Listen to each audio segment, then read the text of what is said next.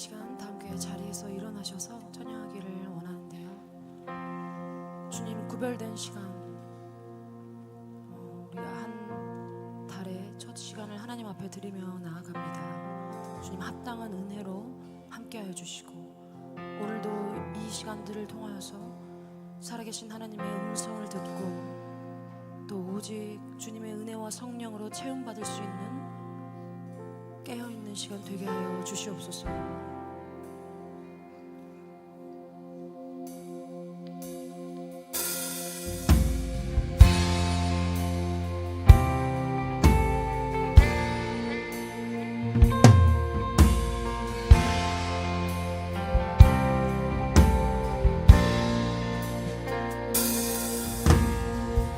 햇살보다 밝게 빛나는 주의 영광, 모든 어둠 물리치네.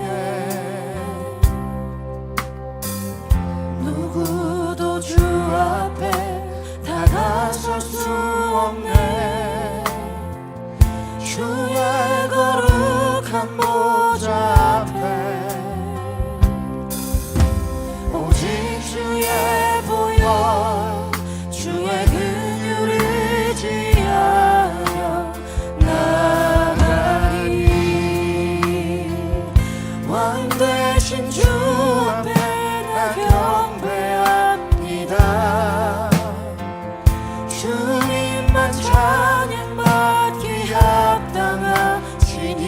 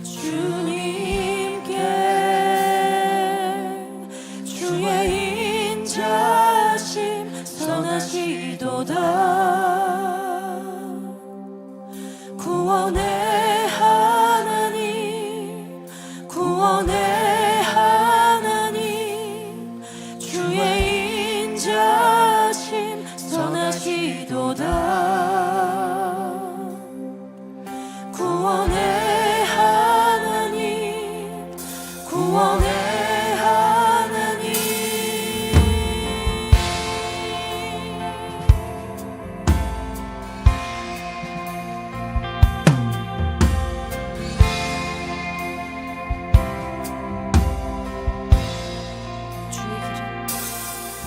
주의 길은 나의 길보다 높고 주의 생각은 측량할 수 없네. 주의 발 앞에 엎드려 순복해. 내 모든 것들이 내 생명 다해. 주의 길은 나의 길보다 높고 주의 생각은 측량할 수 없네. 주의 발 앞에 엎드려 순복해. 내 모든 것들이 내 생명 다해. 주님께 주의 인자심 선하시도다.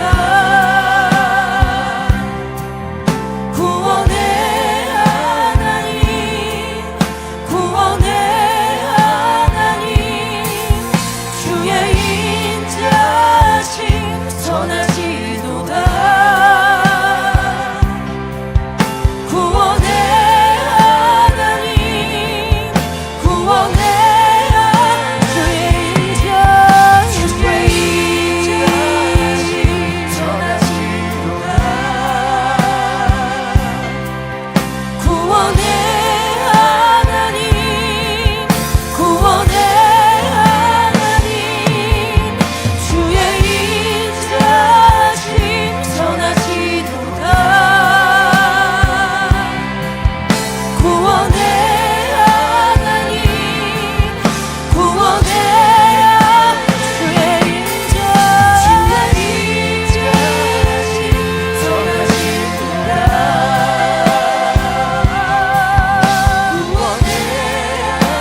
하나님, 구원의 하나님. 주의 인자심 선하시도다. 구원의 하나님, 구원의 하나님. 주의 인자심 선하시도다. 구원의 하나님, 구원의 하나님. 주의 인자심 선하시도다. 구원의 하나님, 구원의 하나님. 주의 인자심 선하시도다. 구원의 하나님, 구원의 하나님. 주의 인자심 선하시도다. 구원의 하나님, 구원의 하나님.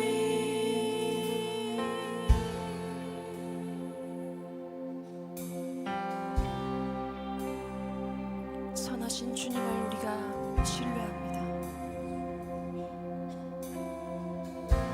선하신 주님을 우리가 의지합니다.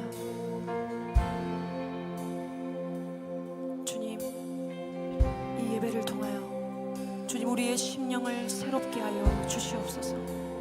주님, 이 시간 그 어떤 것보다 주님 잠들어 있는 우리의 영혼이 깨어날 수 있는 시간 되게 하여 주시오며, 나를 향한, 우리를 향한, 우리 셀을 향한, 우리의 가정을 향한, 우리의 교회를 향한 주님 선하시고 온전하시고 분명하신 주님의 뜻을 우리 우리가 깨달아 알 수 있는 능력의 시간이 될 수 있도록 성령님 이 시간 하늘의 문을 여시고 우리의 심령 가운데 임재하여 주시옵소서. 오직 주님의 은혜와 성령의 임재로 우리의 심령을 주님 채워 주시옵소서. 함께 기도하겠습니다.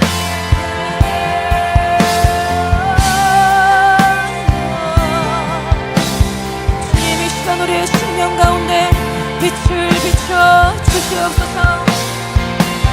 주님 우리의 영혼이 깨어 오늘도 우리에게 말씀하시는 주님의 음성을 듣게 하시고 주님 그 음성을 붙잡고 주님께만 간구하며 나아갈 때 깰지어다 우리의 영혼이 깨어나는 시간이 되게 하여 주시옵소서.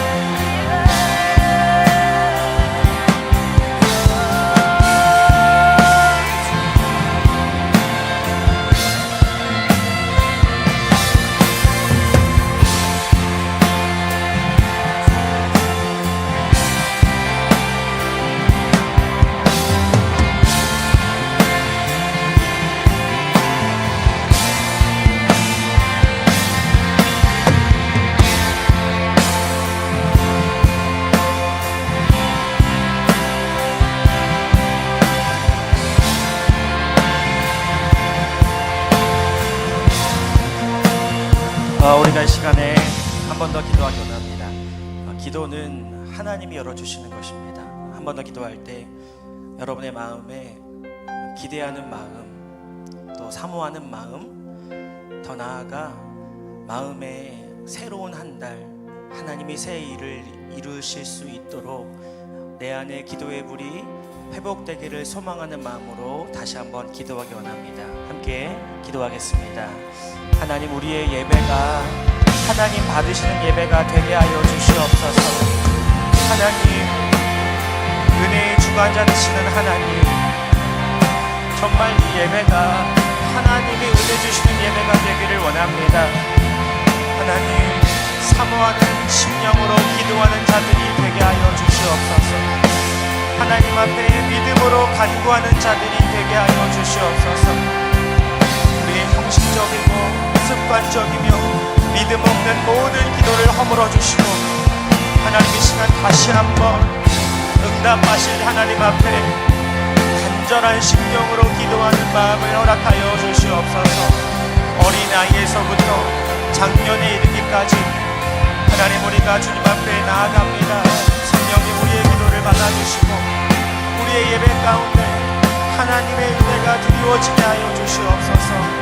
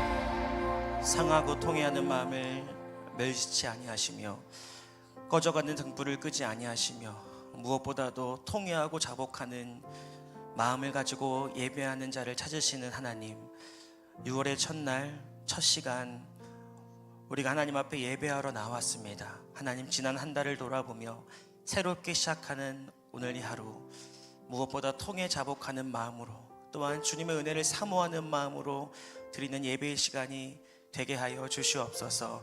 하나님, 그리하여서 예배의 주관자 되시며 은혜의 주관자 되시는 하나님께서 각 사람에게 필요한 은혜와 말씀을 허락하여 주시옵소서. 하나님, 무엇보다 우리 모든 교회의 성도님들의 예배가 하나님 받으시기에 기뻐 받을 만한 예배가 되기를 원합니다. 마음을 드리며 마음을 찢으며 마음을 여는 예배가 되게 하여 주시옵소서. 살아계신 예수 그리스도의 이름으로 기도드렸습니다. 자리하셔서 오늘 함께 볼 하나님 말씀은 요한복음 6장 60절에서 71절 말씀입니다.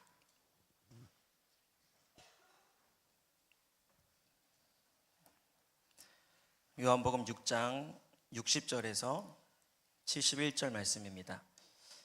제자 중 여럿이 듣고 말하되 이 말씀은 어렵도다 누가 들을 수 있느냐 한데 예수께서 스스로 제자들이 이 말씀에 대하여 수군거리는 줄 아시고 이르시되 이 말이 너희에게 걸림이 되느냐 그러면 너희는 인자가 이전에 있던 곳으로 올라가는 것을 본다면 어떻게 하겠느냐 살리는 것은 영이니 육은 무익하니라 내가 너희에게 이른 말은 영이요 생명이라 그러나 너희 중에 믿지 아니하는 자들이 있느니라 하시니 이는 예수께서 믿지 아니하는 자들이 누구며 자기를 팔 자가 누구인지 처음부터 아심이러라.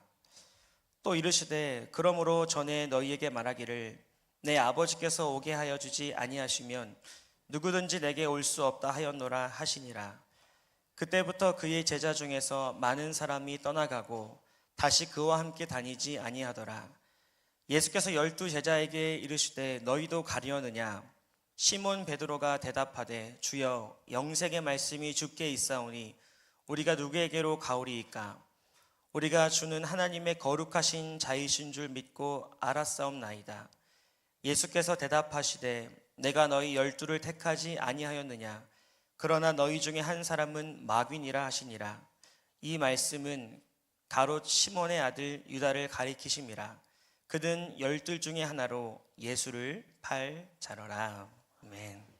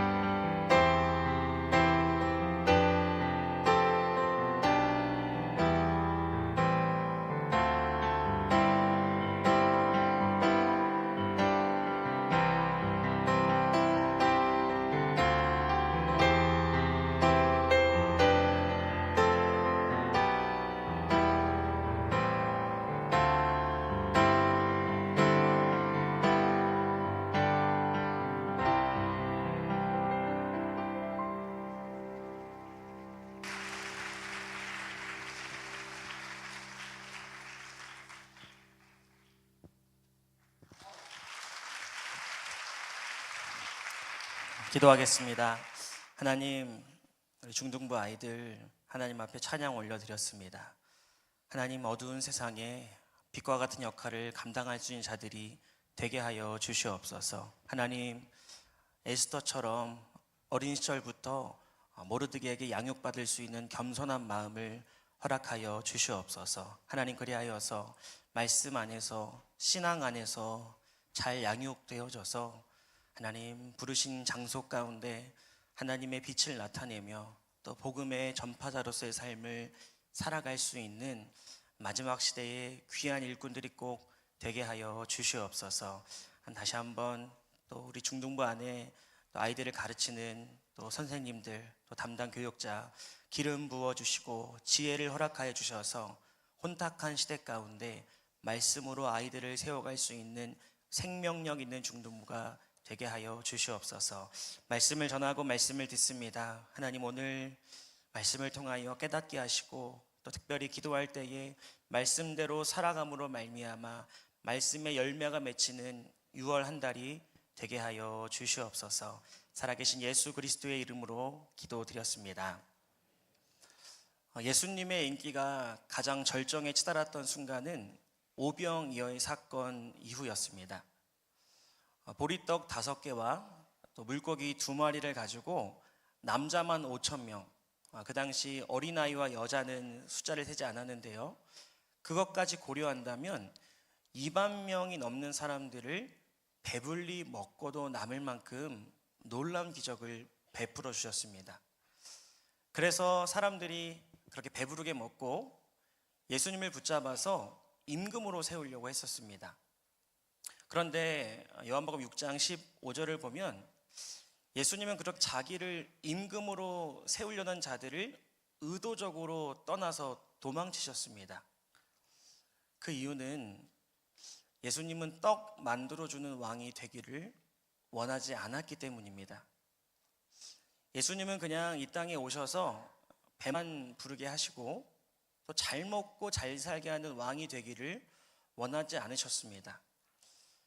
그래서 6장 26절을 보시면 예수께서 대답하시되 내가 너에게 이르노니 너희가 나를 찾는 것은 표적을 본 것이 아니고 떡을 먹고 배부른 까닭이다 라고 분명히 말씀하십니다.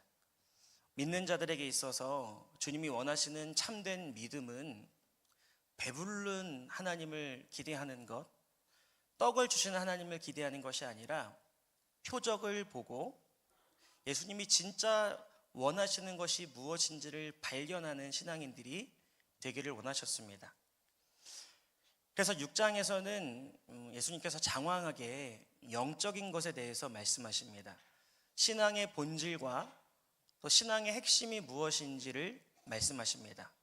간단히 말해서 육신의 떡을 먹는 게 아니라 생명의 떡을 먹으라고 말씀하십니다. 내가 곧 하늘에서 내려온 생명의 떡인데 나를 먹고 너희들의 영혼이 살아나야 된다. 그리고 너희들도 이 떡을 줌으로써 누군가의 영혼을 살려야 된다. 이것이 바로 제자들에게 원하시는 믿음이자 인생의 목적이었습니다. 그런데 이 말씀을 듣고 오늘 본문에서는 예수님의 제자라고 칭해졌던 대부분의 사람들이 다 떠나가게 되었습니다. 그래서 오늘 우리가 이 본문을 통해서 정말 예수님이 원하시는 제자의 모습은 무엇인지를 살펴보도록 하겠습니다. 첫 번째로 참된 제자란 참된 믿음이 있어야 됩니다. 예수님이 오병이어 기적을 통해서 육적인 필요를 채워주셨습니다.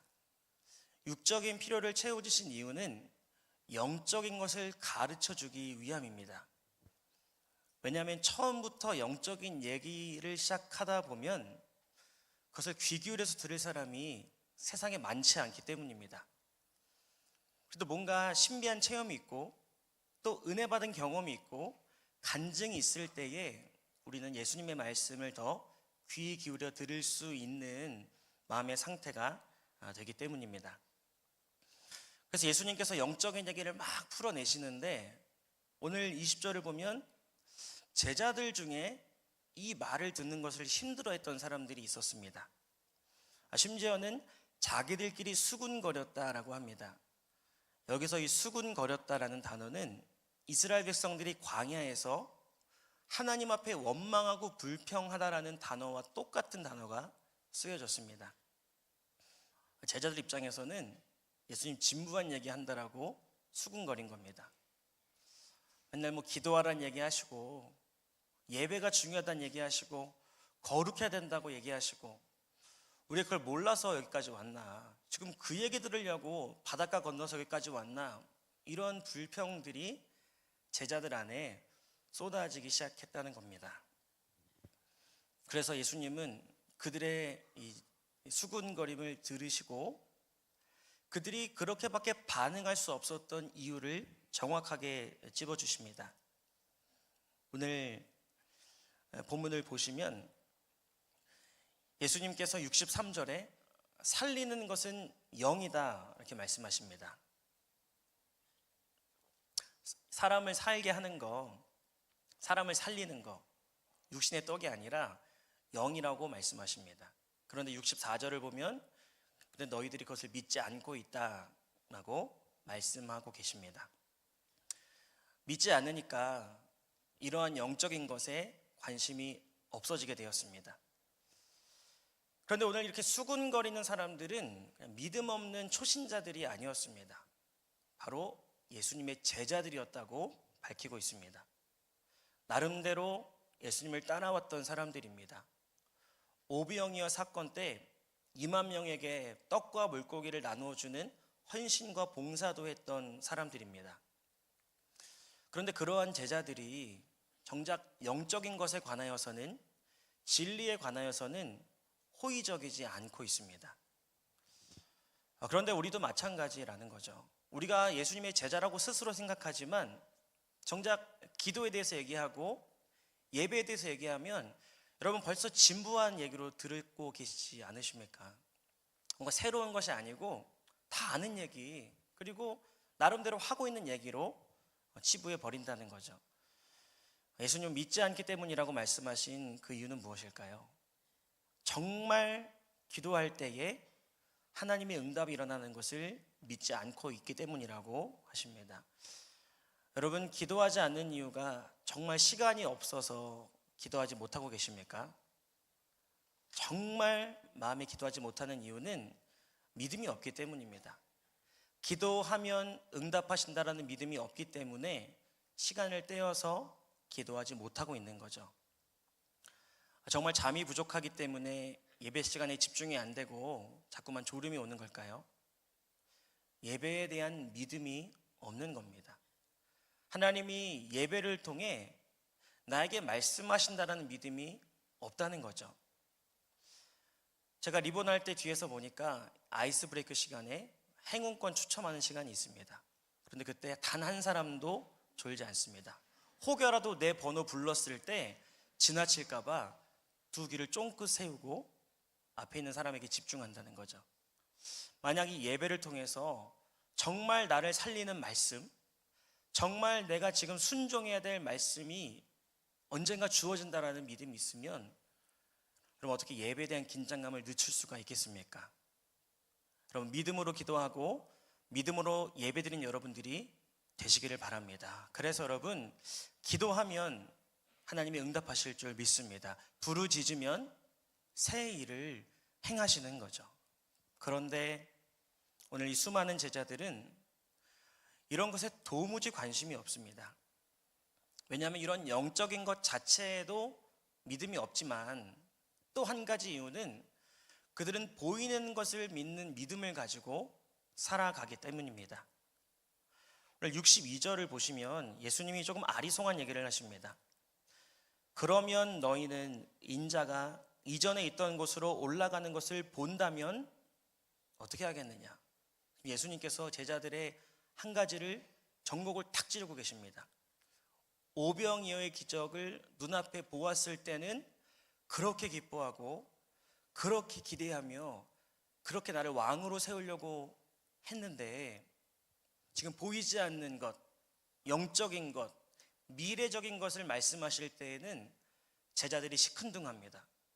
그래서 예수님이 그럼 너희가 내가 승천하는 거 눈에 보면 그제서야 믿겠느냐? 라고 반문하고 계십니다.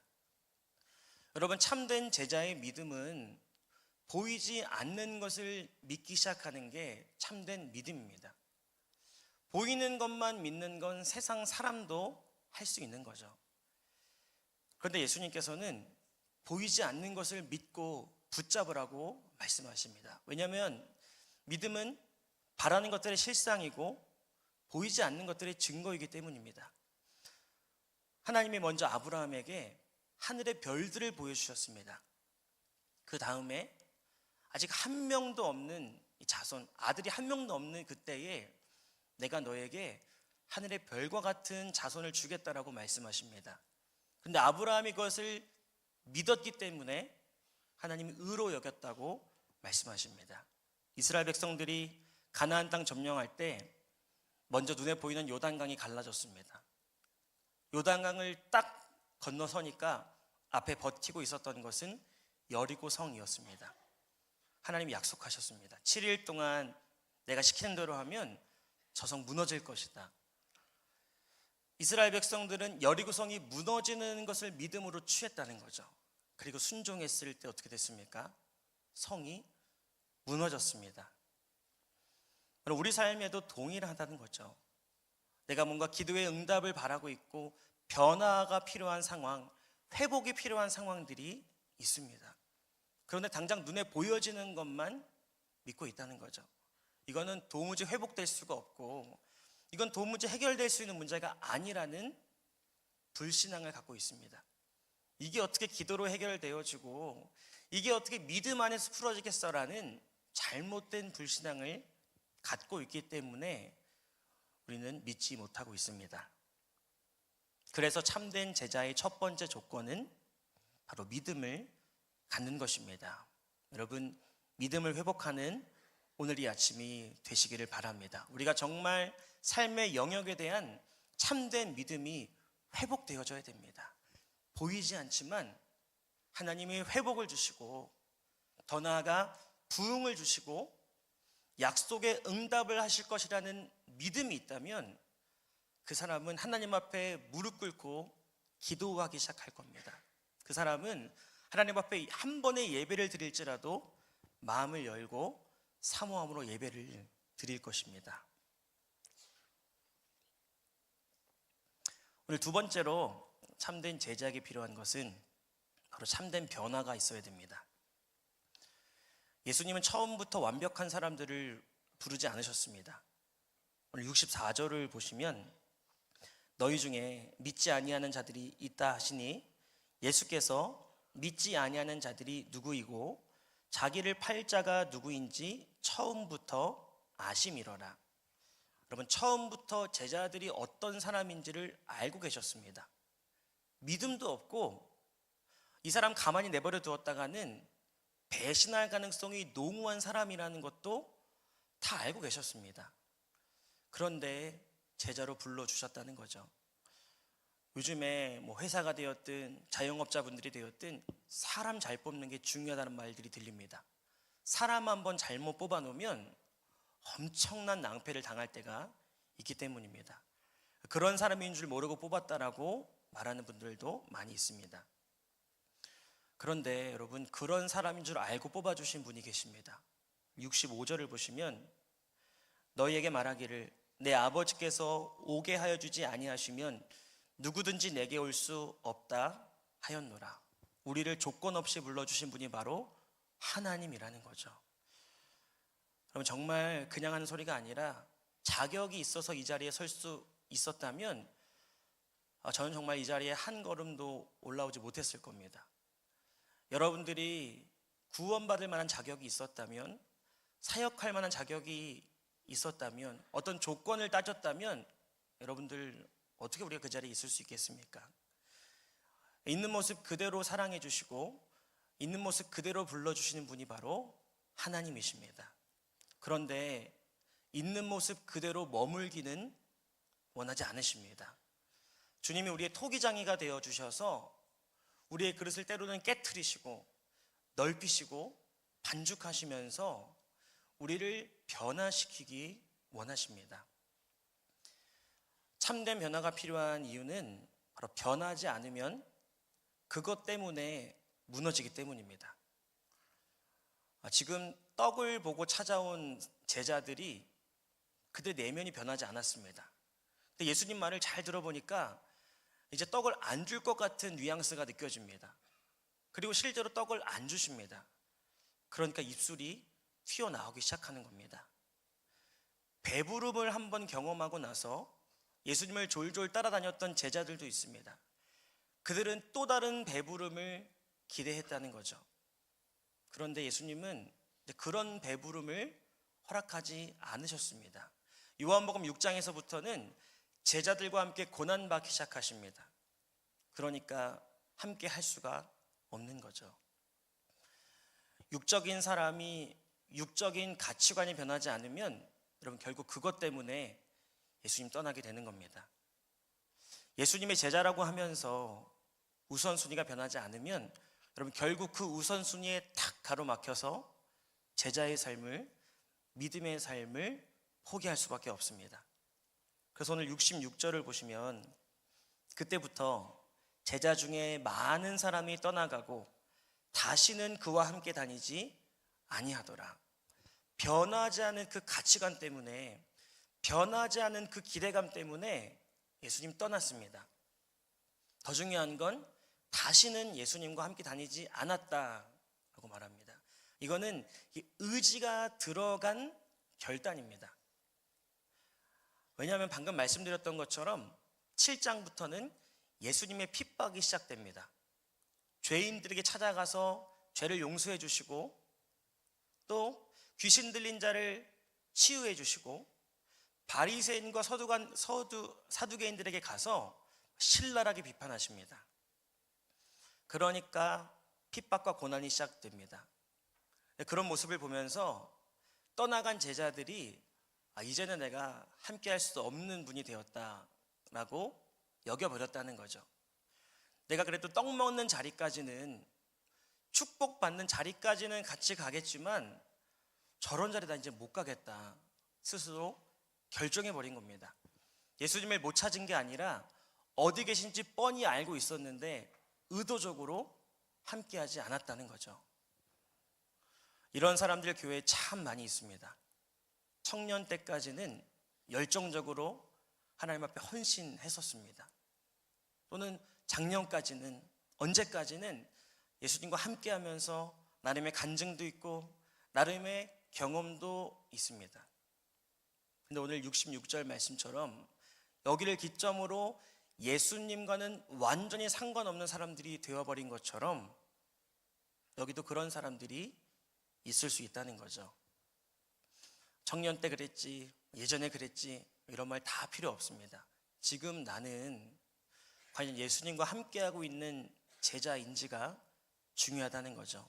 예수님 계신 곳을 가기 위해 내가 입고 싶은 것을 바꿀 수 있는 참된 제자가 되어야 됩니다. 지금 예수님이 어딘가 눈물 흘리며 바라보고 계시는 자리가 있다는 거죠. 그런 면에 있어서 우리가 참된 변화를 경험하기 위해서 필요한 건 바로 멘토자입니다. 오늘 여기 나오는 제자들 다 변화가 필요한 사람들이었습니다. 그 중에 가장 변화가 필요한 사람 중 한 명은 가룟 유다였습니다. 그는 정말 육신의 질병으로 따지면 암세포가 슬금슬금 자라나고 있는 사람이었습니다.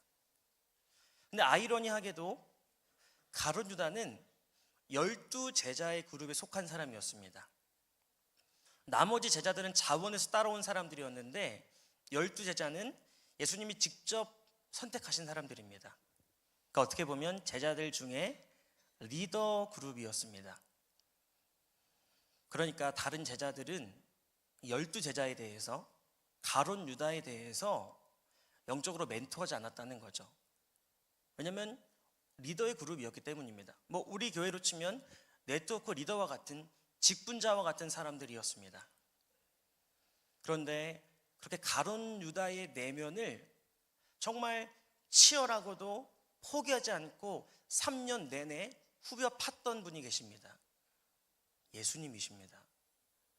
요한복음 6장에서부터 최후의 만찬 자리에 이르기까지 그의 내면을 꿰뚫어 보시고 바꿔야 된다, 고쳐야 된다, 변화시켜야 된다 말씀해 주셨습니다. 여러분, 성경을 아무리 눈을 씻고 찾아봐도 그 누구도 가룟 유다의 이 은밀한 본심을 알아차리지 못했습니다. 예수님 계셨으니까 바꿀 수 있는 기회가 주어진 겁니다. 저도 나름대로 저를 돌아보려고 부단히 노력합니다. 그런데 안 보이는 게 많고 깨닫지 못할 때가 참 많이 있습니다. 근데 감사한 건 전 멘토자가 있다는 거죠. 목사님, 사모님을 통해서 제 안에 변화를 일으킬 수 있는 기회가 주어지는 걸 느낄 때가 있습니다. 여러분, 멘토자가 있으십니까? 멘토자로 여기는 척하지만 진짜 마음에 그것을 받아들이지 않는 사람도 있다는 거죠. 가룟 유다처럼요. 전곡을 탁 찔러서 여러 번이나 얘기했지만 가룟 유다 바꾸지 않았습니다. 여러분, 이렇게 변화의 기회를 잡지 못하면 어떻게 될까요? 물론 하나님이 우리를 여러 상황을 통해서도 바꿀 수 있는 기회를 주십니다. 근데 가장 건강하고 가장 전통적인 방법은 사람을 통해서 바꾸신다는 거죠. 근데 이걸 잡지 못하면 오늘 70절, 71절에 마귀가 있다라고 말씀하십니다. 여러분, 진짜 안 바뀌면 마귀 되는 겁니다.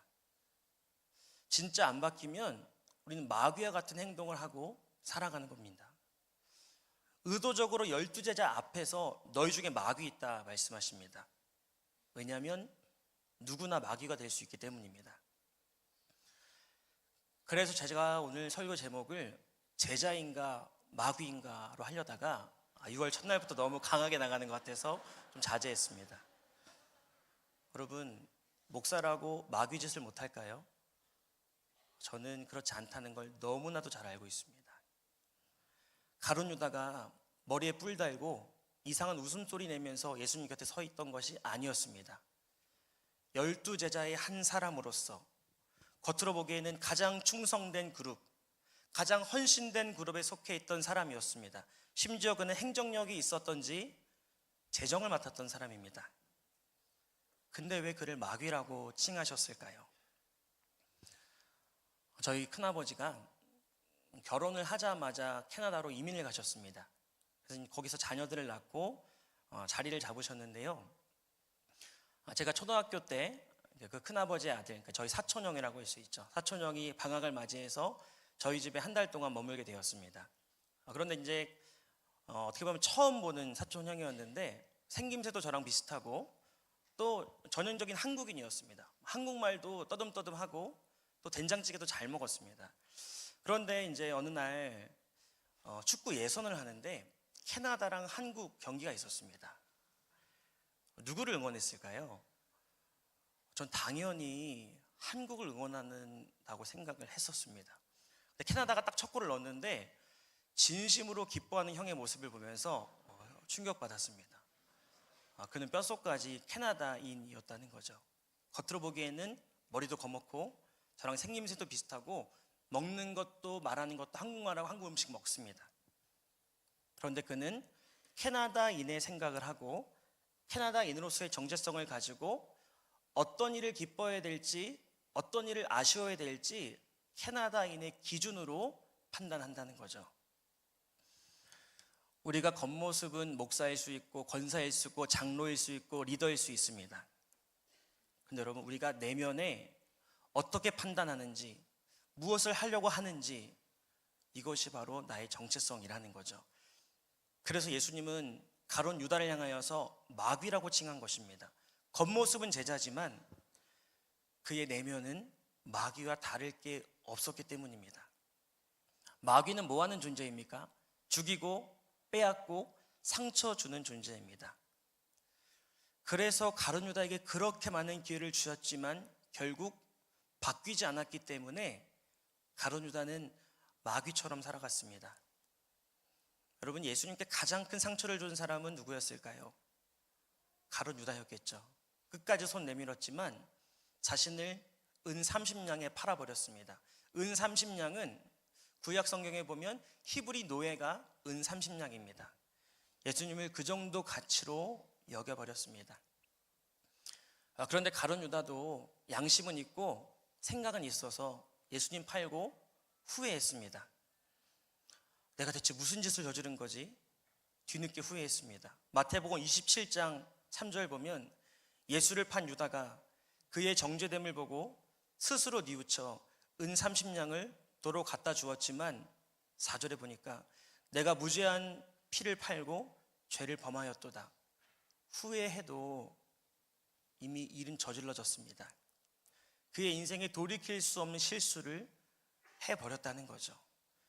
예수님께 가장 큰 상처를 주고 사단이 가장 기뻐하는 도구가 되어버렸습니다. 여러분, 우리가 내면이 바뀌지 않으면 가정 안에 마귀가 됩니다. 상처 주고 영혼을 병들게 하고 가정을 깨트리게 하는 장본인이 내가 된다는 거죠. 교회 안에서도 마찬가지입니다. 교회를 가장 힘들게 하고 분열이 일어나게 하고 성도들을 시험 들게 하는 그런 통로가 될 수 있다는 거죠. 그래서 오늘 요한복음 6장 39절을 보면 예수님이 이렇게 말씀하십니다. 나를 보내신 이의 뜻은 내게 주신 자 중에 하나도 잃어버리지 않고 마지막 날에 다시 살리는 이것이라. 예수님은 가룟 유다 잃어버리지 않고 싶어 하셨었습니다. 그래서 끝까지 손 내미신 거죠. 오늘 예수 그리스도께서 여러분들에게 손 내밀고 계신 줄 믿습니다. 여러분, 변화가 필요합니다. 여러분에게 정말 숨기고 있고 정말 고집스럽게 변하지 않는, 포기하지 않는 그 무언가가 대체 무엇입니까? 오늘 예수 그리스도의 손 잡고 그것을 보혈의 능력으로 씻어내고 끊어내는 이 아침이 되시기 바랍니다. 그렇게 되었을 때 지난 한 달 내가 정말 마귀처럼 삶의 자리에서 살았지만 6월 한 달만큼은 우리가 참된 제자로서 살아갈 수 있다는 거죠. 오늘 세 번째로 참된 제자에게 필요한 것은 바로 말씀입니다. 오늘 예수님께서 제자들에게 아주 조심스럽게 질문하십니다. 67절을 보면 너희도 가려느냐 물어보십니다. 그 많던 사람들이 다 떠나갔습니다. 그런데 오늘 마지막으로 남아있는 제자들에게 너희도 가려느냐 물어봤을 때 베드로가 아주 놀라운 대답을 하고 있습니다. 오늘 68절 말씀을 같이 한번 읽어보겠습니다. 시작.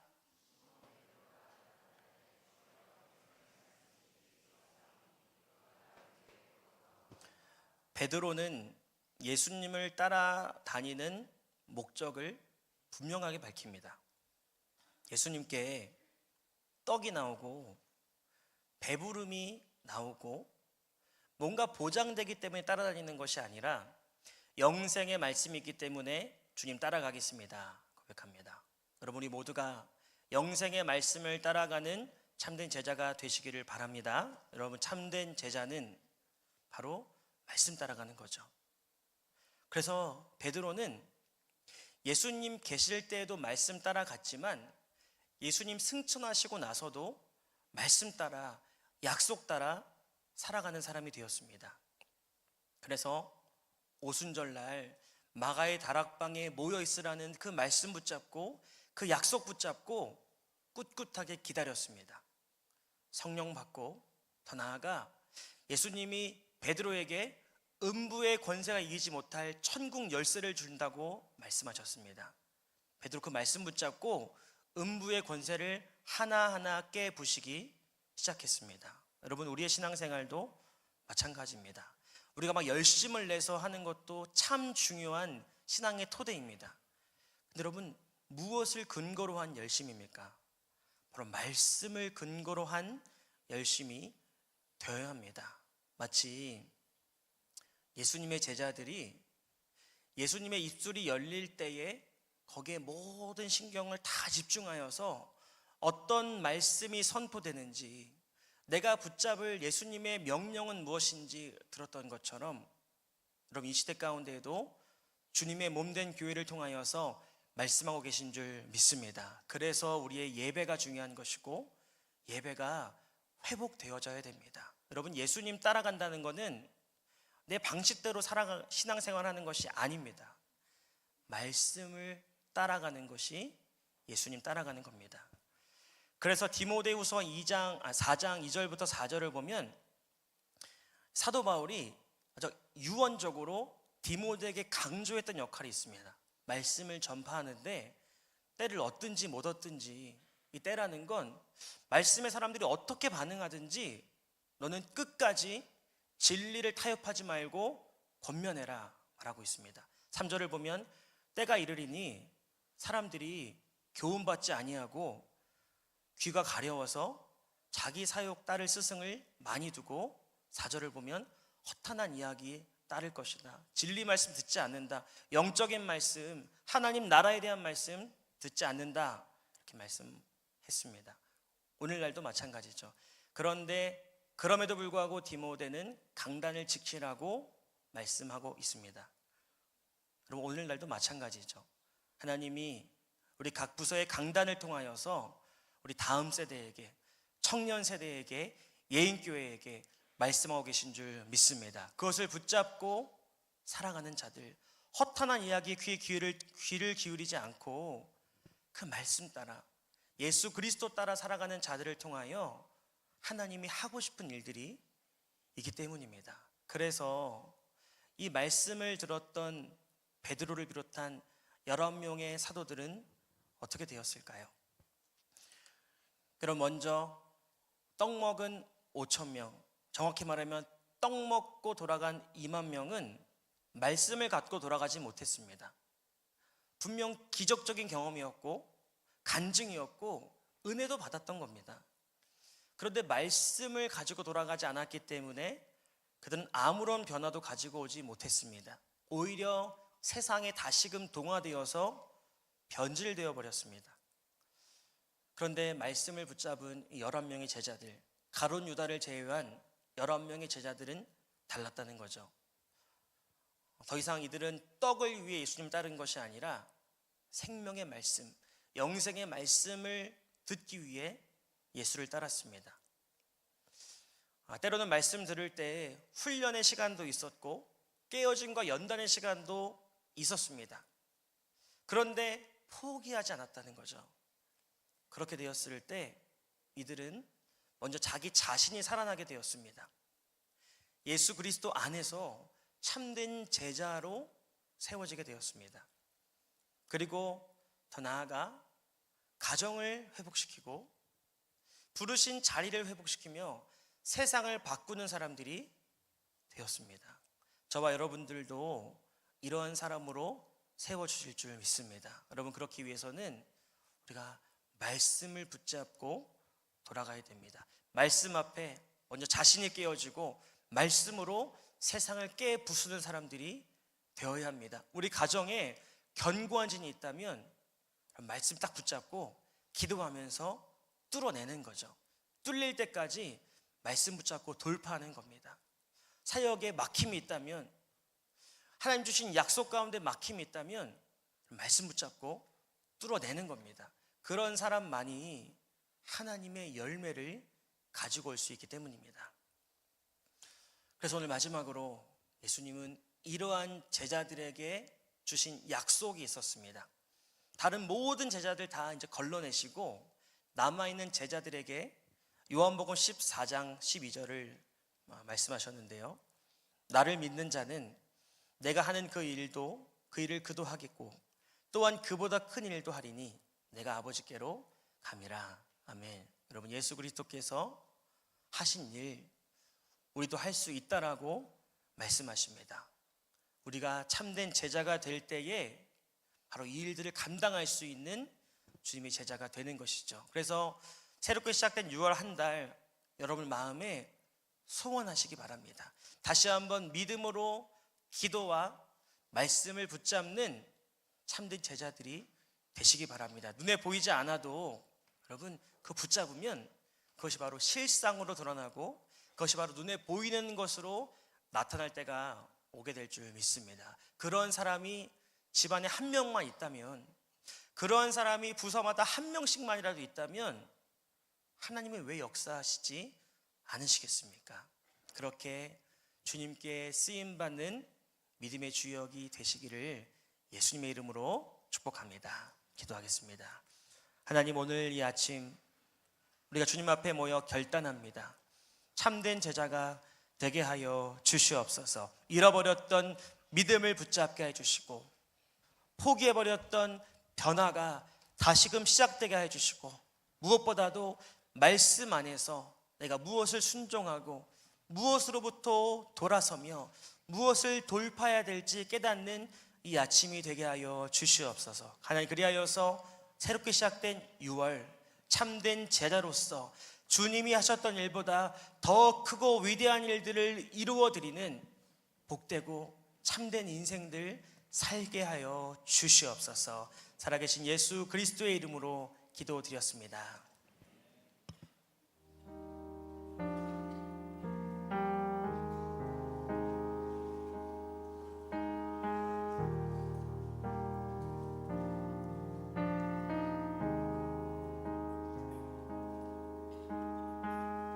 세상은 들리고 사람들은 변하여도 나는 주를 섬기리. 주님의 사랑은 영원히 변하지 않네. 나는 주를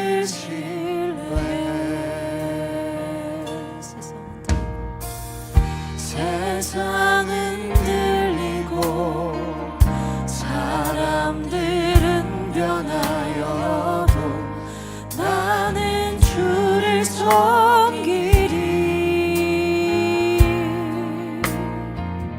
주님의 사랑은 영원히 변하지 않네. 나는 주를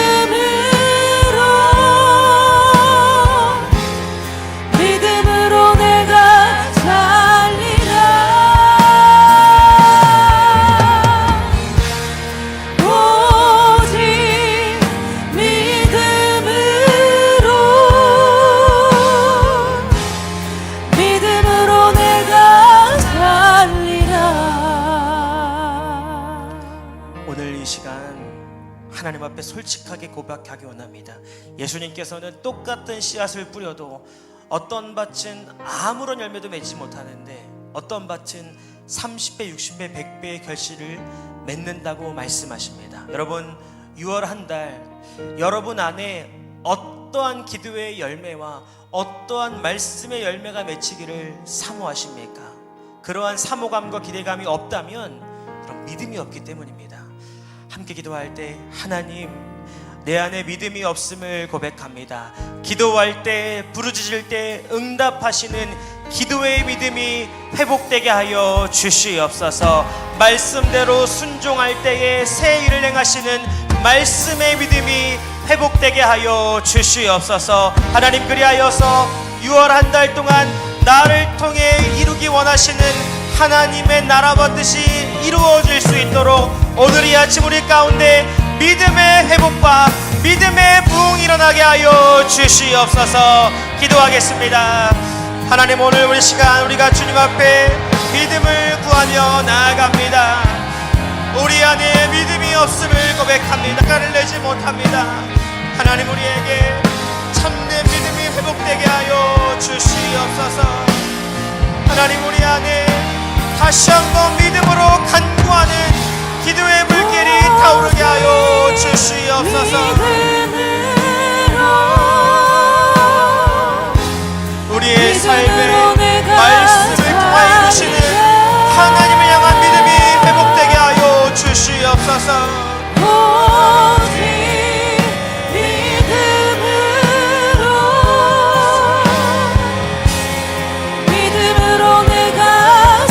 하나님이 여러분을 사용하기 원하십니다. 다시금 여러분의 깊은 내면을 변화시키기로 작정하십시오. 하나님, 나를 변화시켜 주시옵소서. 정체되어 있고 머물러